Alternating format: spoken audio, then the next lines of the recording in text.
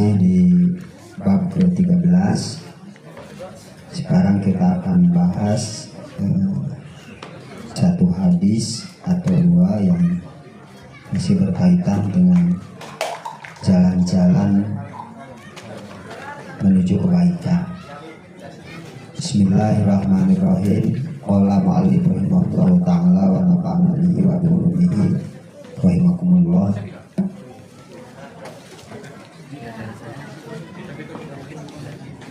At-tasi'a asyara anhu qala Rasulullah sallallahu alaihi wasallam. At-tasi'a asyara ini adapun hadis yang ke-13 anhu adalah hadis yang diterima dari Jabir radhiyallahu anhu. Qala berkata sahabat Jabir, katanya qala telah bersabda siapa Rasulullah sallallahu alaihi wasallam.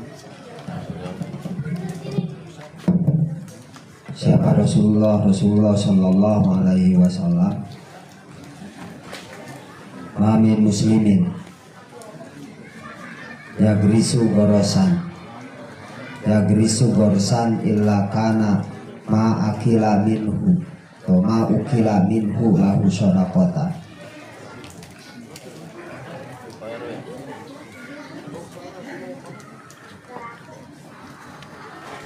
Wa ma suriqa minhu lahu shadaqatan wa la yarja'uhu ahadun illa kana lahu shadaqatan.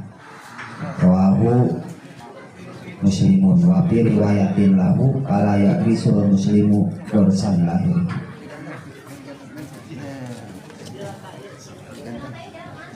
Amin muslimin, tidaklah setiap muslim yagrisu yang menanam muslim tersebut gorosan terhadap satu tanaman illa kana kecuali ada apama sesuatu ukila yang dimakan minhu dari tanaman tersebut lahu baginya sodakotan adalah sedekah.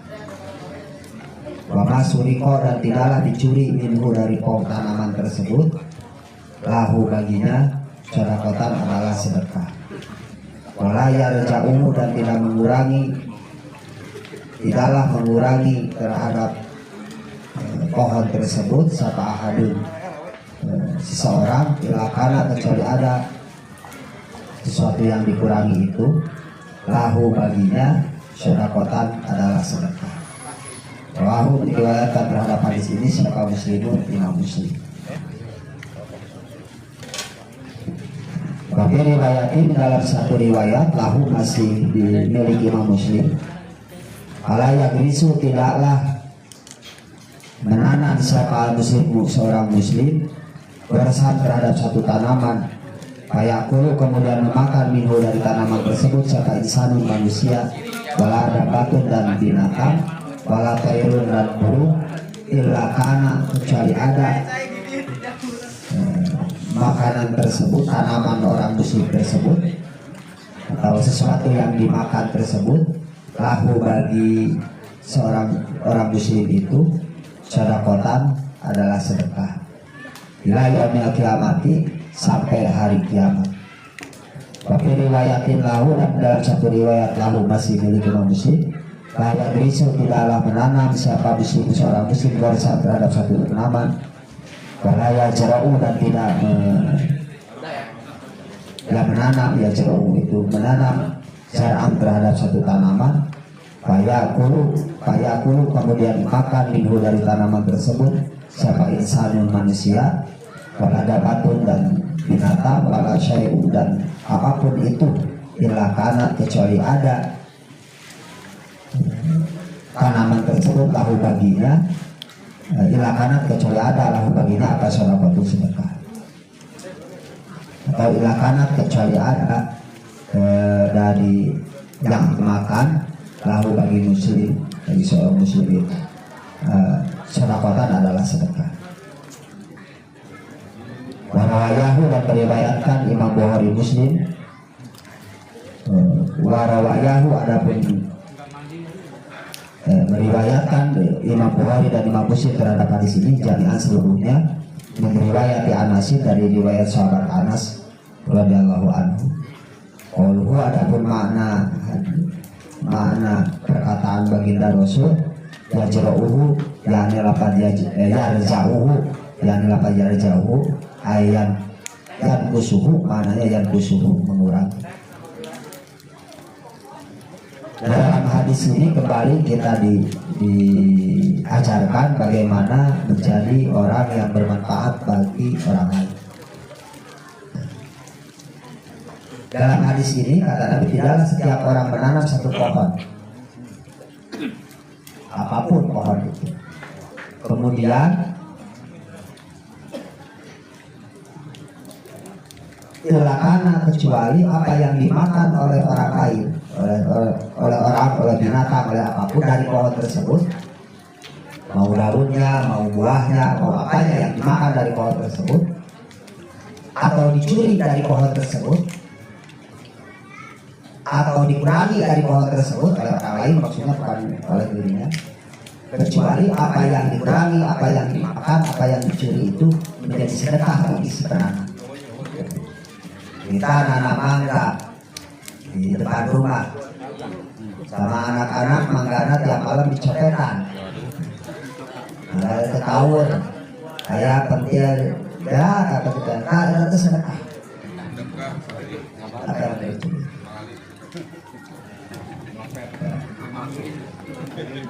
Makanya kalau di Kopodok itu kiai itu punya pohon kelapa, kemudian dicuri sapi jarang marah.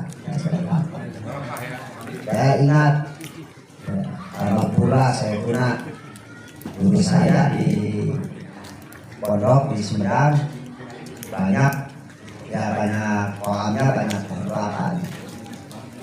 Ya santri kan piketnya santri itu di sana itu dulu itu waktu saya itu kerjaan utamanya dua, saya bersihin toko, bersihin pondok, area pondok, sama arit, cari rumput buat ternak, buat sapi miliknya. Kan kalau lagi ngarit itu udah ngarit kan haus. Nah ada kakak kelapa, jahit. Akhirnya saya ngomong kepada teman saya, bang minta kelapa, cepat saya oh. Naik.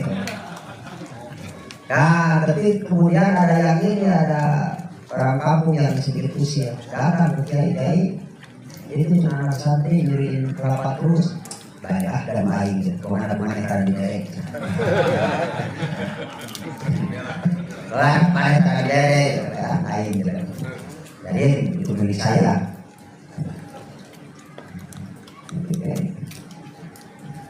Kenapa? Karena tahu hadis ini. Ya setiap yang dicuri dari pohon itu adalah kalau kita ikhlas kemudian mengikhlaskannya, maka kemudian itu menjadi pahala sedekah bagi kita. Yang mengalir terus dari orang yang mati sadarkan.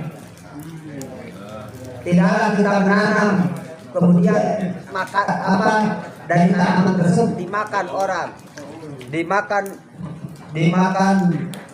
binatang, dimakan burung, dimakan ulat, dimakan semut, dimakan serangga atau apapun, kecuali apa yang dimakan oleh semua itu adalah sedekah bagi kita yang tidak putus asa. Makanya yang paling besar pahalanya sebenarnya, yang paling banyak pahalanya itu ya petani. Makanya Abdul kasab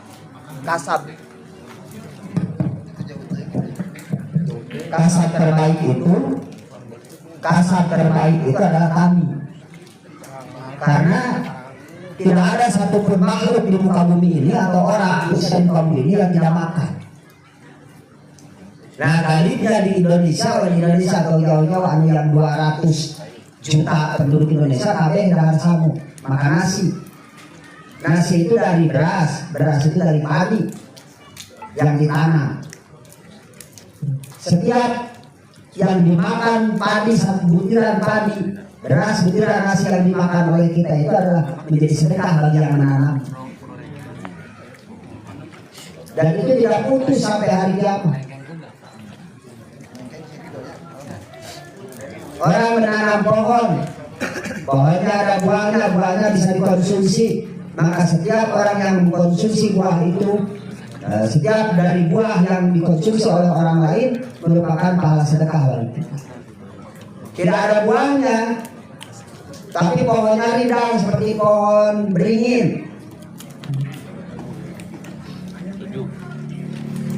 Orang berteduh di bawah pohonnya, itu sedekah bagi orang yang menanam.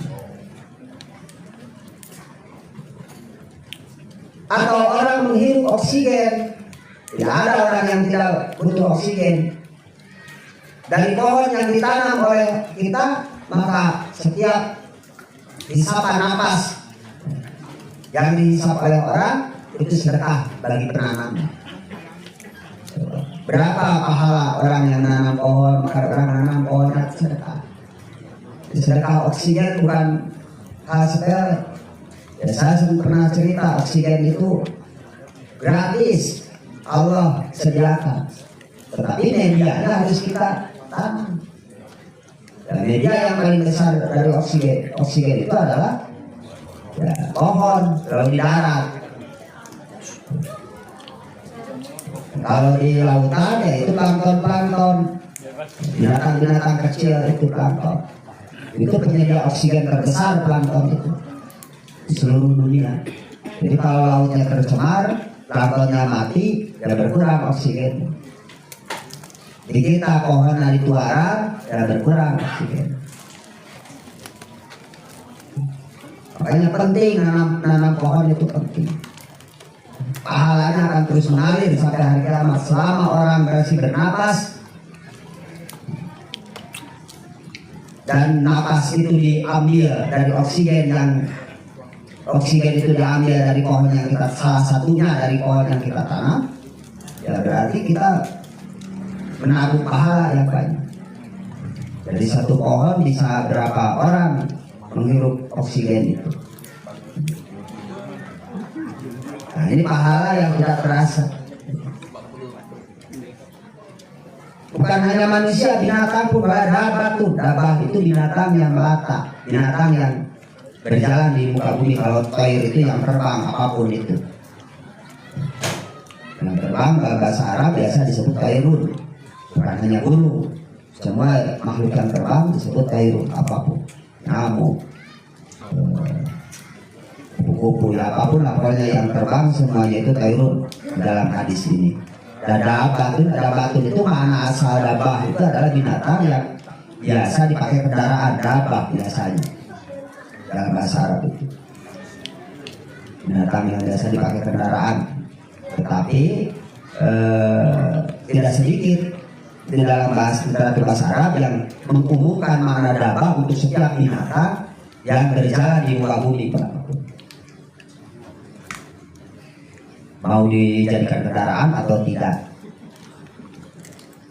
mau berjalan dengan kedua kakinya atau berjalan dengan keempat kakinya atau dengan perutnya seperti ular. Nah, itu biasanya diumumkan menjadi kata dabah, jadi untuk membedakan antara binatang yang di darat dan binatang yang di udara. Di udara itu tairun, atau binatang yang hidupnya di laut. Biasanya bahasa Arab itu mengistilahkan samakun, ikan. Yang mana aslinya ikan, tetapi bukan hanya untuk ikan, yang di laut saja.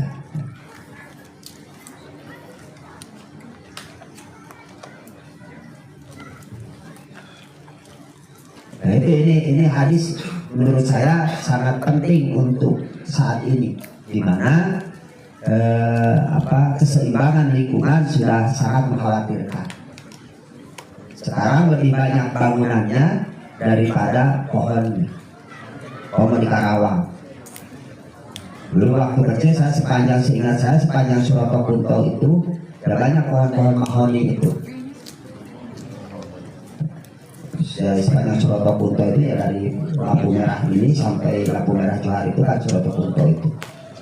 Pohon mahoni semua, karena zaman Soeharto itu dulu waktu saya kecil itu setiap rumah yang ada di pinggir jalan wajib menanam pohon di depan rumahnya, itu diwajibkan. Tetapi entah karena kebijakan apa di Taluaran dijadikan diganti tiang listrik.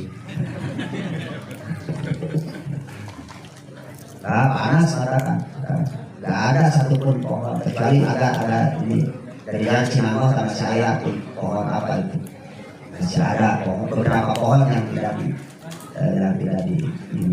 ditebang. Dulu ya sepanjang ini ya pohon semua, karena setiap ada bangunan di depan pinggir jalan zaman dulu Orde Baru itu wajib menanam pohon, diharuskan. Bibitnya tadi dibere, bahwa kurang bibitnya beli serangan. Nama bibitnya nggak dibebas dari program pemerintah tadi bibitnya nggak dipamelikan, dibagikan, tidak dilakukan yang lain. Makanya ada kebijakan Kementerian Agama itu setiap pengantin, calon pengantin yang daftar di KUA manapun wajib menyumbang satu pohon. Kalau tahun ini itu biasanya pohon yang dianjurkan itu matoa, lain metoha lain. Dan kemarin itu sampai setiap pengantin itu harus menyerahkan pohon. Kenapa yang dipilih matoa? Karena matoa itu kokoh, kalau sudah jadi pohonnya kuat gitu, dan rindang dan buahnya bermanfaat. Walaupun yang lama, pertumbuhannya cukup lama kan.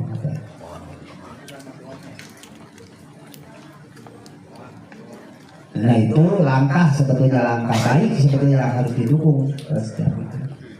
Jadi dicanangkan setiap di depan rumah itu ya ada pohon apapun. Bisa jadi justru pahala yang menyelamatkan kita kelak di akhirat itu adalah dari pohon itu. Bisa jadi karena orang bisa bernapas, karena orang bisa memiliki oksigen, orang bisa menghirup napas karena ada oksigen dari pohon yang kita tanam. Entah mikirkan buahan kayak diborong ke Natalan atau dipikir mau berbuah, mau kemudian buahnya mau ada yang nyuri, mau apa, jangan bisa dipikir. Kalau jika jelma pelit dibang buah hiji, jelma buat budak maling buah hiji buat tadi budak. Padahal mangga satu, padahal mangganya itu meroyong ke jalan umum. Itu ini kupik itu. Setiap ada pohon di depan rumah kita, ya. Dan kemudian batangnya ke jalan dan ada buahnya, maka buahnya itu milik semua orang, bukan milik yang rumah. Itu hukum fikih. Kita nanam pohon di sini, kemudian dahannya ke rumah tetangga, buah anu di dahan anu rumah tetangga itu milik tetangga. Jadi lain milik batang yang ada akarnya lain. Makanya tidak apa-apa kita ini nih, seperti pohon ini ada buahnya, ini kan jalan umum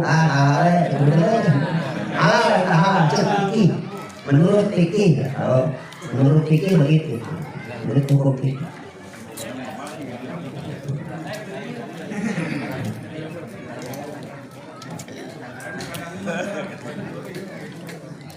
Ya artinya ya kadang-kadang kan begitu, kadang-kadang orang harus yang sepele, padahal yang sepele itu dianggap sepele, gara-gara mangga dicuri kan jadi pertengkaran gitu.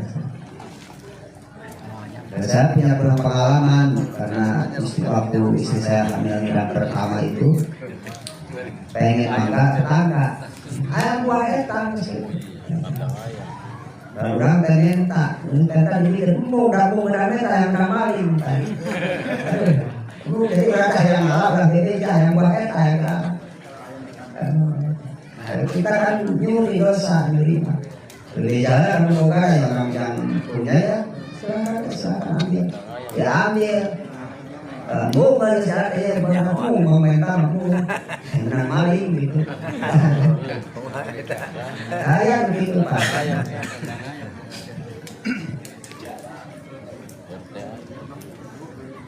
Nah itu yang pertama. Kemudian di hadis berikutnya isruna ini ada pun hadis yang ke-20 anhu masih dari Jabir.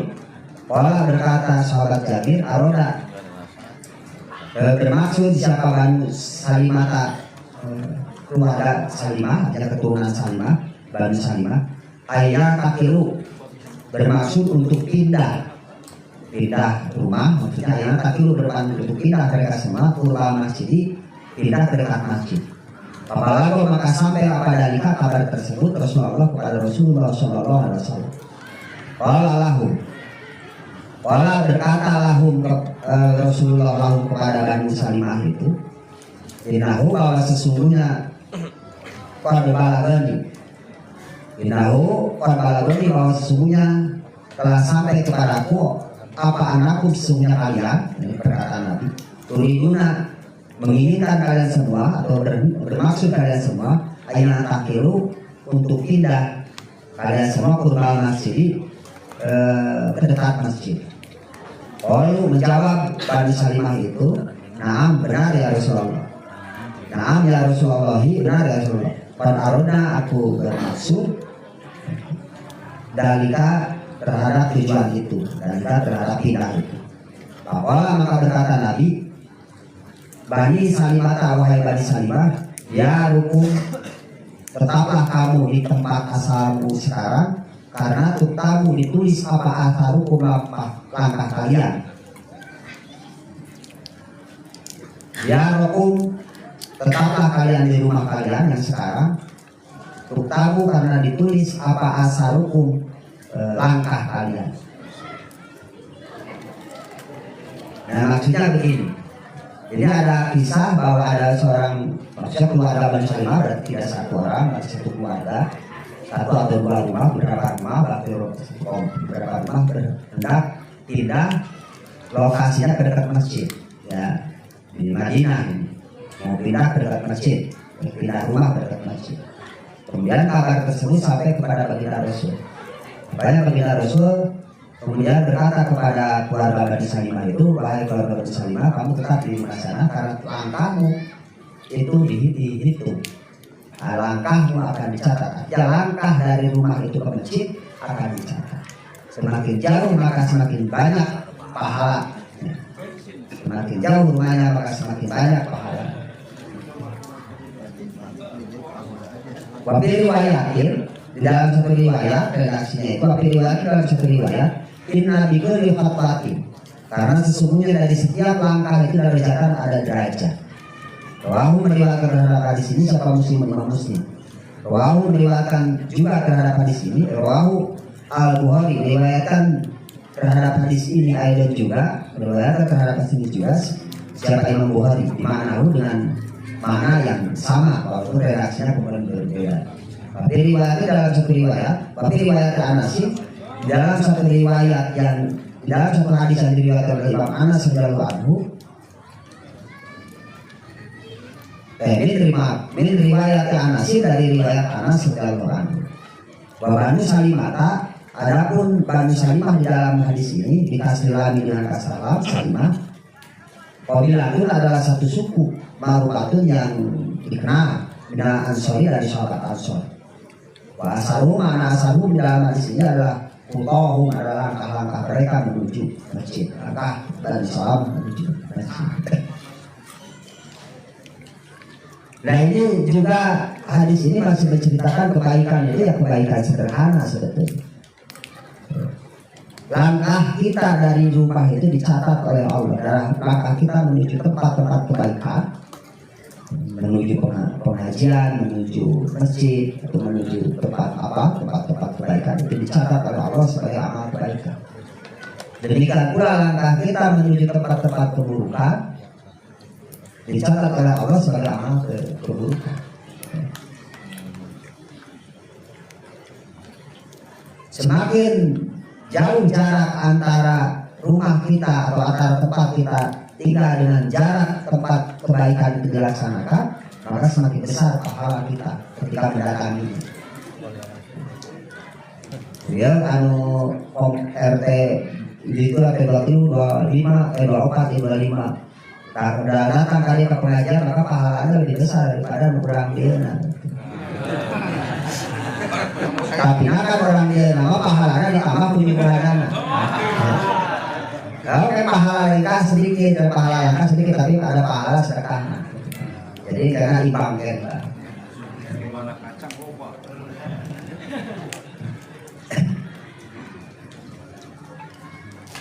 Nah makanya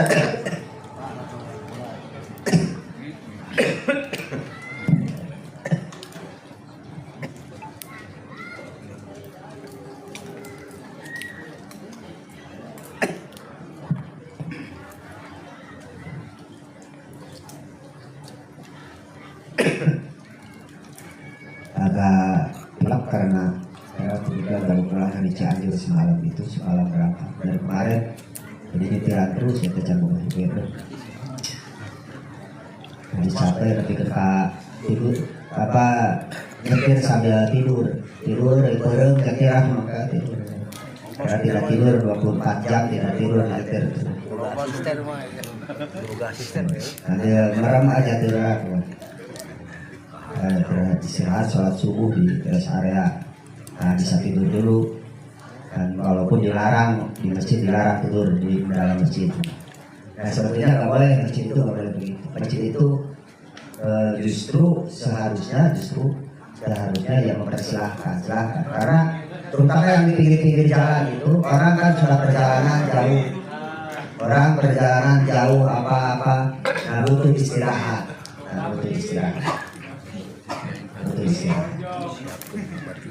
Nah tetapi yang tidur oleh ulah kotoran masjid. Saya kira-kira mata kilar gitunya. Tahu karpetnya berkarpet kesehatan. Jadi untuk kondisi-kondisi tertentu bukan masjid dijadikan khusus tempat tidur. Jarak-jarak kondisi-kondisi tertentu yang masjid itu difungsikan untuk orang beristirahat. Sampai kalau orang di perjalanan, terutama masjid pinggir orang di perjalanan sudah itu istirahat, bisa masjid itu berfungsi untuk itu. Dan itu juga menjadi ladang pahala bagi yang membangunnya. Bukan hanya dipakai ibadah, mahdoh, lagi ibadah ya. Dan sehingga tradisi sahabat itu justru membangun rumah itu setelah mendengar hadis ini. Sebelum hadis ini sahabatnya yang pada dekat-dekat di masjid. Karena kayaknya setiap hari bisa bertemu baginda Rasul. Kayaknya setiap hari bisa mulai jamaah berkumpul dengan Rasul. Jadi Jadi kerjaan sahabat itu di luar mencari kasabnya karena kebanyakan sahabat itu pedagang. Kebanyakannya pedagang, ya petani ada, tapi kebanyakan mayoritasnya itu pedagang. Orang Arab itu ya memang kulturnya itu pedagang. Nah selepas dia berniaga, selepas dia bertani, bercocok tanam, selepas dia mengurus binatang ternaknya, dia pengen cepat-cepat bertemu Rasul dan berkumpul di masjid. Dia hampir tidak pernah diam di rumah para sahabat itu, di masjid deh, beres aktivitas ke masjid. Sambil menunggu waktu sholat, berkumpul menatap wajah baginda Rasul. Dan mereka kadang-kadang hanya untuk sekedar berkumpul dengan baginda Rasul itu ya rela berjalan kaki ratusan bahkan puluhan bahkan ratusan kilometer. Bukan dari Syam itu ya sekarang itu ya dari Palestina, dari Syam, dari mana-mana orang dari Irak bahkan.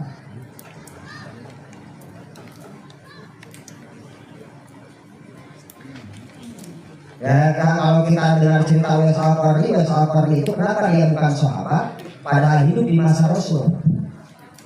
Karena begitu dia ke Madinah, baginda Rasul tidak ada, jadi tidak bertemu dengan baginda Rasul.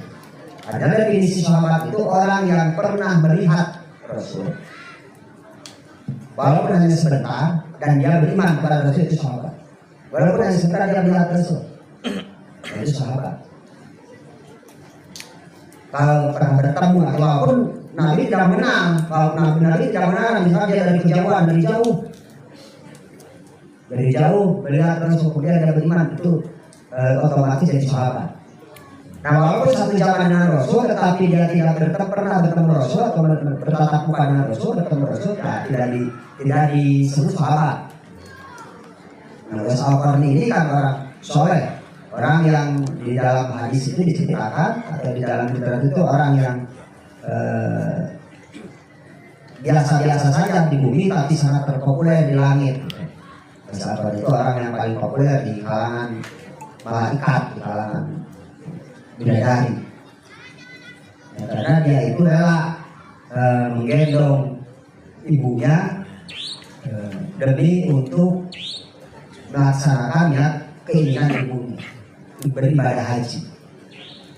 Sehingga dia mengorbankan, dia tahu ini ada Rasulullah, dia sangat bergebu-gebu ingin bertemu Rasul, tetapi karena ibunya sakit maka dia tidak bisa bertemu Rasul.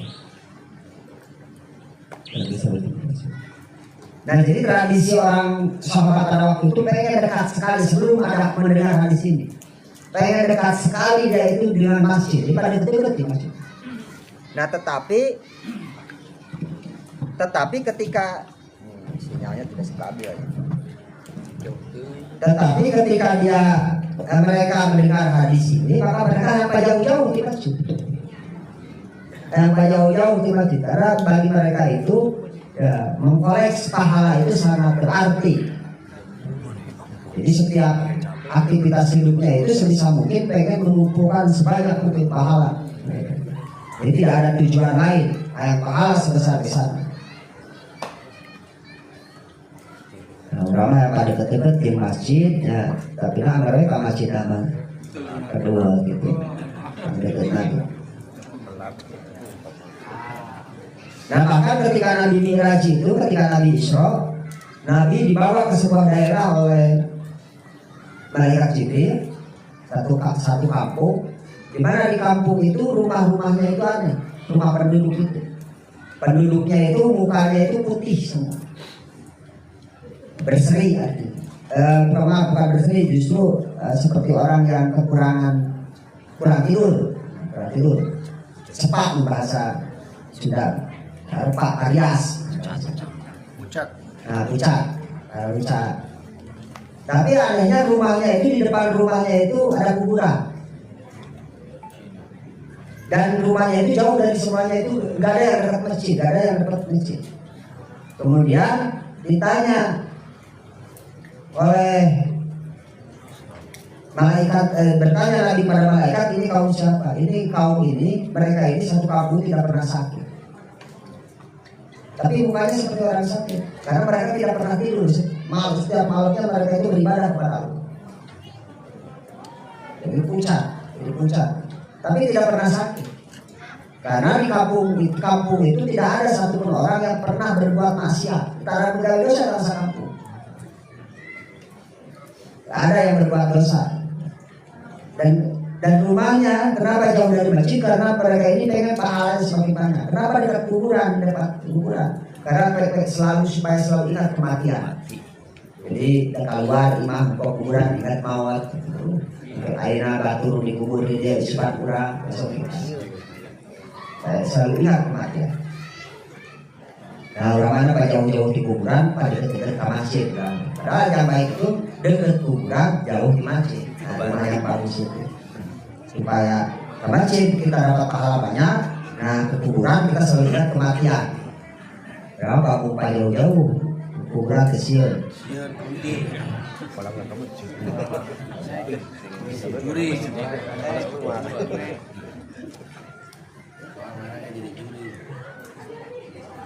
Al-Hadi wal Sunnah, ini hadis yang ke-21. An Abil Mundir dan Abil Mundir. Ubay bin Ka'ab, nama aslinya Ubay bin Ka'ab radhiyallahu anhu. Qala telah berkata, Ubay bin Ka'ab itu, karena ada seorang laki, la alamu, aku tidak tahu, rajulan terhadap lelaki, satu orang lelaki pun ada yang lebih jauh rumahnya minal masjid, dari masjid minggu dibandingkan lelaki itu.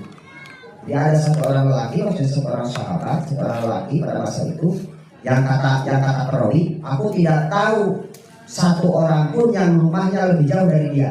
Jadi mana bang jauhnya? Wakana dan ada orang itu, lelaki yang rumahnya sangat jauh itu yang paling jauh. Latuh tiuhu salatu, tidak pernah meninggalkan, tertinggal baginya itu apa satu sholat. Maksudnya satu sholat berjamaah di masjid. Jadi ada seorang lelaki pada zaman saya itu yang rumahnya paling jauh di antara sholat yang lain, tetapi aku tidak pernah melihat dia tertinggal satu kali berjamaah. Padahal mana paling jauh. Pakilah lahu, maka ditanyalah siapa lahu. Pakilah maka ditanyakan lahu kepadanya, pada lelaki yang rumahnya jauh itu. Aku atau aku berkata, nah, ini kata Romi. Lalu sarweta, nah gini. Dikatakan aku berkata kepadanya gini, lawi sarweta, andai kata kau menjual membeli himaron, kendaraan himaron, pada himar itu sejenis keledai. Himar itu sejenis keledai, tubuhnya itu ya mirip kuda tetapi lebih kecil. Mukanya mirip kuda tetapi tubuhnya itu mirip sapi. Himar itu ya hampir mirip keledai ya, mirip. Hanya beda di kupingnya. Lalu sahabat tak ada saja kau membeli himar atau motor melainkan tar kamu kemudian kau mengendarai himar tersebut pindul mai di dalam kegelapan, wafir rom doi atau dalam masa panas. Kenapa kau tidak Kenapa kau tidak beli saja kendaraan untuk berjalan? Ini jauh banget soalnya. Supaya kau bisa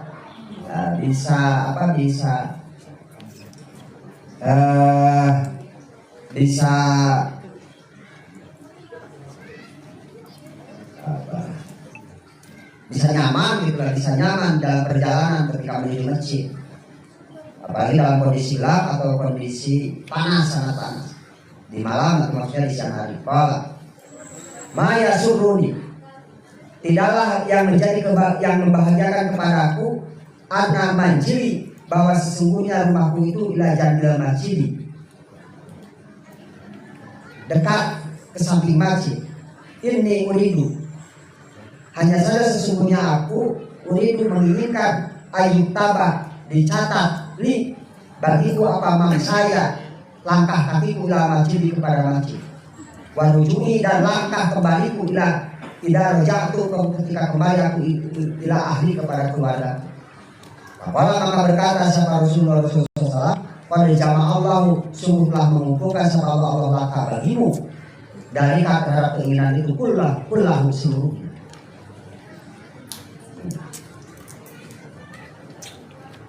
Sesungguhnya ya si lelaki tersebut ketika si Rogi itu ambil mundur ini berkata itu, ada kata kau berkata, coba si lelaki itu ngomong ya pengennya masih rumah itu dekat masjid, pengennya Maya suruni anna manjili jandil masjid.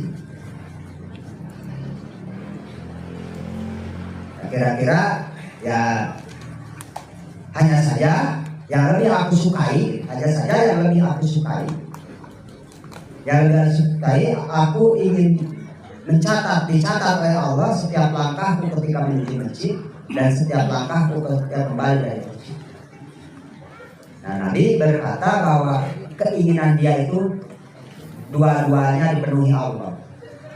Artinya pahala dia berangkat ke masjid dicatat dari tiap langkahnya, pahala dia kembali ke keluarga juga dicatat dari tiap langkah.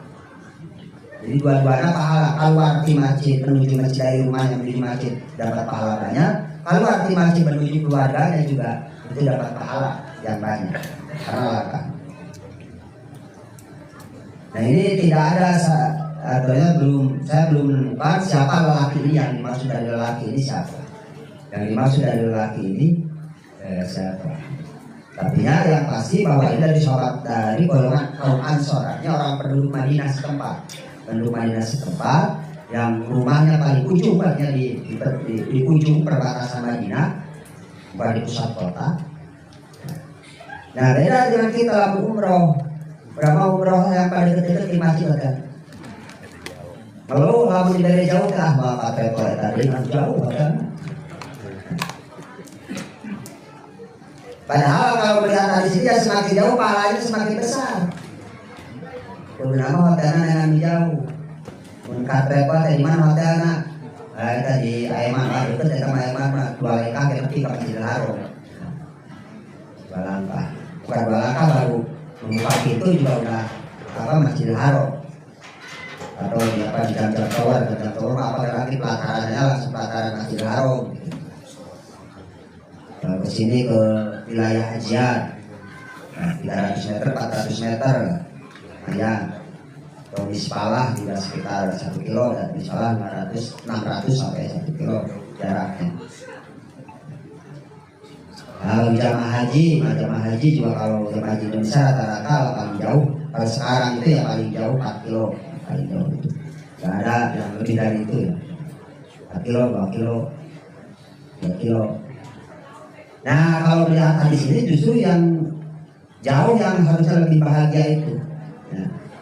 Urang mah aku sabab memang dasarnya kita itu malas diberi jauh teh buka masjid teh pada tinggali Masjidil Haram tiba-tiba di dia salatna jauh tinggal itu Ka'bah tiba-tiba di dia salatna terbawain. Nah Masjid Nabawi jauh, Masjid Nabawi teh alasannya di Sinyasar jauh. Nah beda dengan kita, justru sahabat Nabi yang sejaman bertemu dengan Nabi ya justru pengen rumahnya jauh, lebih jauh dari masjid. Tapi riwayatin di dalam satu riwayat innalaka mahtasabta, ada redaksi innalaka mahtasabta.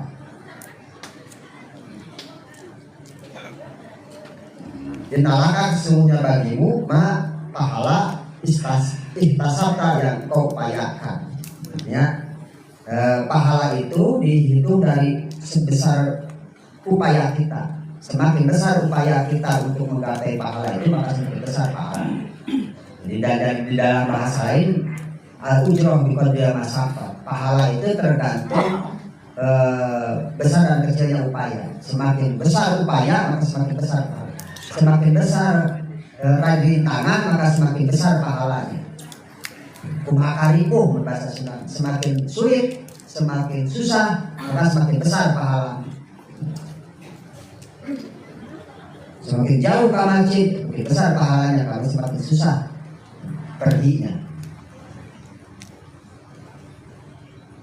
Dan itu mungkin hadis-hadis yang bisa disampaikan.